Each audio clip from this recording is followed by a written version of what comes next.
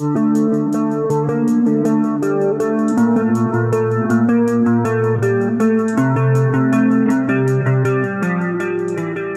kecelakaan Kota Semarang, Jumat tanggal 26 Maret tahun 2021 tadi malam. Kecelakaan melibatkan 3 truk, tabrakan karambol di Jalan Perintis Kemerdekaan, Srondol, Banyumanik, Kota Semarang.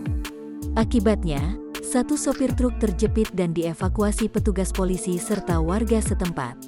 Seorang sopir, Anwar 38 tahun, sempat terjepit di antara bodi, jok, setir dan dashboard truk tangki solar yang bagian depannya ringsek.